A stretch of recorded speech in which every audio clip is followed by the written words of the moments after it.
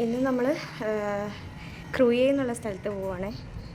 ഞങ്ങൾ ടാക്സി വിളിച്ചിട്ട് പോകാൻ വേണ്ടി നമ്മളെ അങ്ങോട്ടേ എത്തിക്കുന്ന ആളാട്ടോ. ആൾക്ക് ഇംഗ്ലീഷ് അറിഞ്ഞുകൂടാ, ഞങ്ങൾക്ക് അൽബീനിയനും അറിഞ്ഞുകൂടാ. നല്ല രസമുണ്ട് പോകുമ്പോൾ.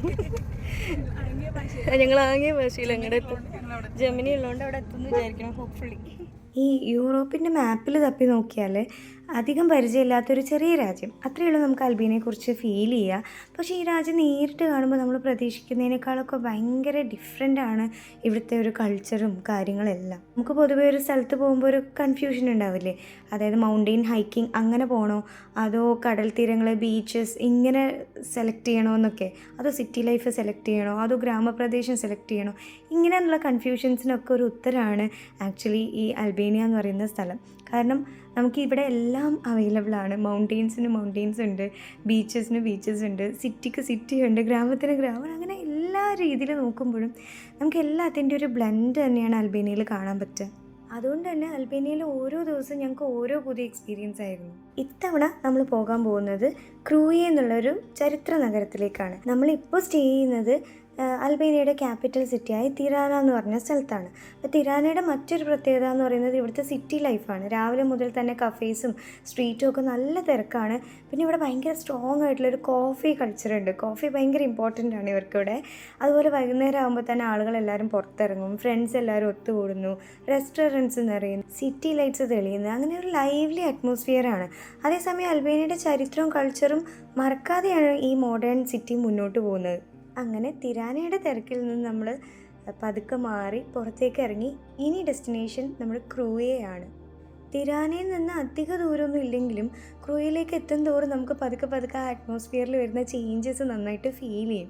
പതുക്കെ ആ ഒരു മോഡേൺ സിറ്റി വൈബിൽ നിന്ന് നമ്മളൊരു ചരിത്രം ഇറങ്ങുന്ന കോട്ടയിലേക്ക് പോകുന്ന ആ ഒരു ട്രാൻസ്ഫോർമേഷൻ ശരിക്കും നമുക്ക് പോകുന്ന വഴി തന്നെ ഫീൽ ചെയ്ത് തുടങ്ങും. നമ്മൾ പോകാൻ പോകുന്നത് മലമുകളിലുള്ള ഒരു പഴയ ചരിത്ര നഗരത്തിലേക്കാണ്. ഒരു കോട്ട, ഒരു പഴയ ബസാറ്, നൂറ്റാണ്ടുകൾ പഴക്കമുള്ള ചരിത്രം, പിന്നെ അൽബേനിയയുടെ ഏറ്റവും പ്രശസ്തമായ ദേശീയ നായകൻ സ്കാൻഡർബർഗ്. അപ്പോൾ എന്താണ് ക്രൂഷ്യയുടെ ഇത്രയും വലിയ ചരിത്രം? എന്തുകൊണ്ടാണ് ഈ ഒരു ചെറിയ നഗരം അൽബേനിയയുടെ ദേശീയ അഭിമാനത്തിൻ്റെ പ്രതീകമായിട്ട് മാറിയത്? അതറിയാൻ നമുക്കിനി ക്രൂയെ കാസലിലേക്ക് പോകാം. ദൂരെ നോക്കുമ്പോൾ ആ മലമുകളിൽ കാണുന്ന വെള്ള നിറമൊക്കെ മഞ്ഞാണോ എന്ന് ഞങ്ങൾക്ക് സംശയം ഉണ്ടായിരുന്നു. അപ്പോൾ ഞങ്ങളതൊക്കെ ഗൂഗിൾ ട്രാൻസ്ലേറ്ററൊക്കെ ഇട്ട് ആളടുത്ത് ചോദിച്ചിട്ടുണ്ടായിരുന്നു, ഞങ്ങളുടെ ഡ്രൈവറുടെ അടുത്ത്. അപ്പോൾ ആൾ പറഞ്ഞു, അത് മഞ്ഞൊന്നല്ല, അവിടെ എത്തുമ്പോൾ അറിയാമെന്നുള്ളത്. പഴയ ഒരു കാലത്ത് ഒരു നഗരം അവിടെ ഇങ്ങനെ സ്ഥാപിക്കണം, ഒരു മലമുകളിൽ ഇങ്ങനെ സ്ഥാപിക്കണം എന്നുണ്ടെങ്കിൽ അതിന് ഇന്നത്തെ പോലെ സൗകര്യങ്ങൾ നോക്കിയിട്ടല്ല തീരുമാനിച്ചിട്ടുണ്ടാവുക. നമുക്കൊരു പ്രൊട്ടക്ഷൻ തരാനും ശത്രുക്കളൊക്കെ ദൂരത്തുനിന്ന് കാണാനുള്ള സൗകര്യം, പിന്നെ അതുപോലെ ചുറ്റുമുള്ള പ്രദേശങ്ങളെ നിയന്ത്രിക്കാനുള്ള കഴിവ്, ഇതൊക്കെയായിരുന്നു അവിടെ പ്രധാനപ്പെട്ട ലക്ഷ്യം. അങ്ങനെ നോക്കുമ്പോൾ ക്രൂയയുടെ ഈ ഒരു സ്ഥാനം വളരെ സ്ട്രാറ്റജിക്കായിരുന്നു.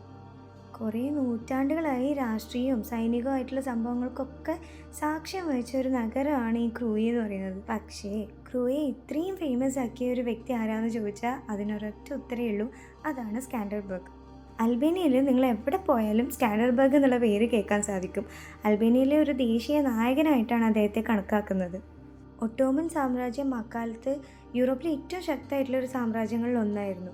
അങ്ങനെയുള്ള ശക്തമായിട്ടുള്ള ഒരു സാമ്രാജ്യത്തിൻ്റെ സൈന്യത്തെ ഒരു മലമുകളിലെ ചെറിയ കോട്ട എങ്ങനെ ഇത്രയും കാലം ചെറുത്തു നിന്നു എന്നുള്ളതാണ് ഏറ്റവും വലിയ അത്ഭുതം. പലതവണ ഒട്ടോമൻ സൈന്യം ആക്രമിച്ചിട്ടും ക്രൂയെ ദീർഘകാലം പ്രതിരോധിച്ച് നിന്നിട്ടുണ്ട്. അതുകൊണ്ടാണ് ഈ കോട്ട അൽബേനിയയിലും ചരിത്രത്തിൽ ഇത്രയും വലിയൊരു സിമ്പിളായി മാറുന്നത്. അങ്ങനെ നമ്മൾ ആദ്യമായിട്ട് യൂറോപ്പിൽ വന്നൊരു ചുരം കയറാനുള്ള ഭാഗ്യം കൂടി ഉണ്ടായി ഈ ഒരു മല കയറുന്ന സമയത്ത്. നമുക്ക് ശരിക്കും ഊട്ടിയൊക്കെ പോകുന്ന റൂട്ട് പോലൊക്കെ തന്നെയാണ് ഫീൽ ചെയ്യുക.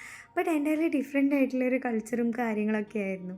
പൈൻ ഫോറസ്റ്റിൻ്റെ ഇടയിലൂടെയൊക്കെ പോകുന്ന സമയത്ത് ശരിക്കും ഞങ്ങൾക്കൊരു ഊട്ടി വൈബൊക്കെ കിട്ടിയായിരുന്നു. ഇതിൻ്റെ മുകളിലേക്ക് എത്തിയപ്പോൾ ചെറുതായിട്ടൊരു കൊടൈക്കനാൽ ഫീലും വന്നിട്ടുണ്ടായിരുന്നു. അങ്ങനെ കഥയും ചരിത്രമൊക്കെ അറിഞ്ഞ് ഞങ്ങളിതാ ക്രോയെ ലൊക്കേഷനിൽ എത്തിയിരിക്കുകയാണ്.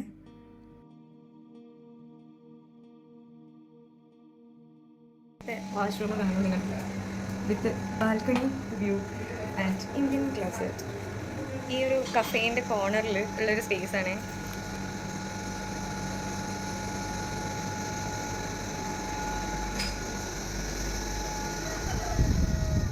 കോഴി കൂതുന്നുണ്ട്. വിനാഷ് ബീരെ ആൻഡ് ശ്രുതിക കോഫി.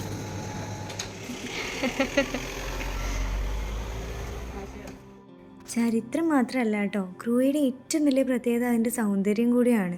മലഞ്ചെരുവിൽ സ്ഥിതി ചെയ്യുന്ന ഈ നഗരം മുകളിൽ നിന്ന് നോക്കുമ്പോൾ ഒരു പോസ്റ്റ് കാർഡ് പോലെ നമുക്ക് ഫീൽ ചെയ്യും. ഒരു വശത്ത് ഉയർന്നു നിൽക്കുന്ന കുറേ മൗണ്ടെയിൻസ്, വേറൊരു വശത്ത് പരന്ന് കിടക്കുന്ന അൽബേനിയൻ ലാൻഡ്സ്കേപ്പ്, താഴേക്ക് നോക്കിയ ചെറിയ വീടുകളും പച്ചപ്പും ഒക്കെ നിറഞ്ഞ ഭയങ്കര ബ്യൂട്ടിഫുൾ ആയിട്ടുള്ള സീനറീസ്. പഴയ കല്ലുകൊണ്ടുള്ള ഈ കോട്ടമതിലുകൾ, ചെറിയ കോബിൾ സ്റ്റോണിൻ്റെ വഴികൾ, വുഡൻ ഷോപ്സ്, ട്രഡീഷണൽ വീടുകൾ, ഇതെല്ലാം കൂടെ ചേരുമ്പോൾ ഈ ഒരു നഗരത്തിന് പ്രത്യേക ഒരു മിഡീവൽ ചാമ് കിട്ടുന്നുണ്ട്. ഇപ്പോൾ നമ്മൾ കയറാൻ പോകുന്നത് ഈ ക്രൂയയുടെ ഒരു കോട്ടയിലേക്കാണ്, ക്രൂയെ കാസിൽ. അൽബേനിയയുടെ ചരിത്രത്തിലെ ഏറ്റവും പ്രധാനപ്പെട്ട കോട്ടകളിൽ ഒന്നാണ് ഈ ക്രൂയെ കാസിൽ എന്ന് പറയുന്നത്. ഈ ഒരു കോട്ടയുടെ അകത്ത് തന്നെയാണ് ശരിക്കും സ്കാൻഡർബർഗ് മ്യൂസിയം സ്ഥിതി ചെയ്യുന്നത്. അദ്ദേഹത്തിൻ്റെ ജീവിതവും യുദ്ധങ്ങളും അൽബേനിയൻ പ്രതിരോധത്തിൻ്റെ ചരിത്രവും എല്ലാം മനസ്സിലാക്കാൻ ഈ ഒരു മ്യൂസിയം നമ്മളെ ഹെൽപ്പ് ചെയ്യും.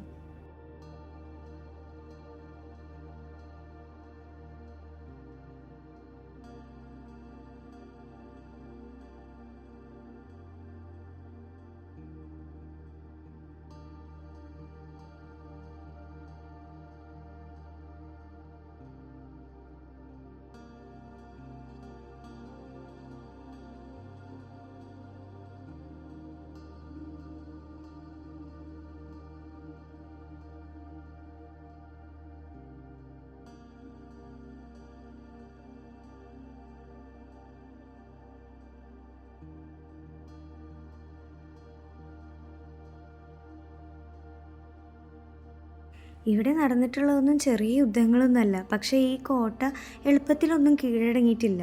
ഒന്ന് ആലോചിച്ച് നോക്ക്, നമ്മൾ ഈ ഒരു വളരെ പീസ്ഫുള്ളായിട്ട് ഇവിടെ നടക്കുകയാണ്. ചുറ്റും ടൂറിസ്റ്റ്, ചെറിയ കടകൾ, കോട്ടകൾ, ആളുകളൊക്കെ ഫോട്ടോ എടുക്കുന്നു. പക്ഷേ 100 കണക്കിന് വർഷങ്ങൾക്ക് മുമ്പ് ഇതേ സ്ഥലത്ത് വലിയ യുദ്ധങ്ങളാണ് നടന്നത് എന്നുള്ളത് ആലോചിക്കുമ്പം ശരിക്കും നമുക്ക് അത്ഭുതമാണ്. ഈ കോട്ടകൾക്കൊക്കെ അപ്പുറത്ത് എത്രയോ കഥകളുണ്ടെന്ന് ചിന്തിക്കുമ്പോൾ തന്നെ ഒരു ഡിഫറെൻറ്റ് ഫീലിംഗ് ആണ്. ഈ കോട്ടയുടെ മുകളിൽ നിന്ന് കിട്ടുന്ന വ്യൂ ഞാനൊന്നും പറയുന്നില്ല, നിങ്ങളത് ശരിക്കും കണ്ട് തന്നെ മനസ്സിലാക്കേണ്ട. ഈ താഴേക്ക് ഇറങ്ങി പോകുമ്പോൾ നമുക്കവിടെ ഒരു പള്ളിയൊക്കെ കാണുന്നുണ്ട്. അങ്ങനെ കുറേ നടന്നതിന് ശേഷം നമുക്കിനി കുറച്ച് ഷോപ്പിംഗ് ആവാം, കുറച്ച് സുവനീഴ്സൊക്കെ കളക്ട് ചെയ്യണമെന്നുണ്ട്. ഇവിടെ ഹെലികോപ്റ്ററിൽ എന്തോ കൊണ്ടുപോകുന്നുണ്ട്, എന്താ കൊണ്ടുപോകണമെന്ന് ഞങ്ങൾക്കും അറിയില്ല.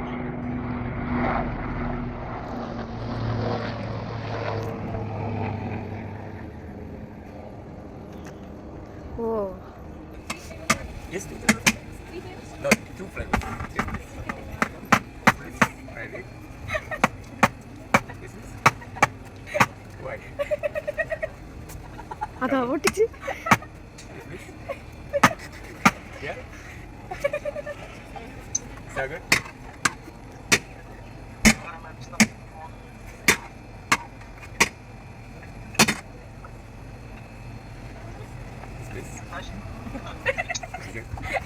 Thank you.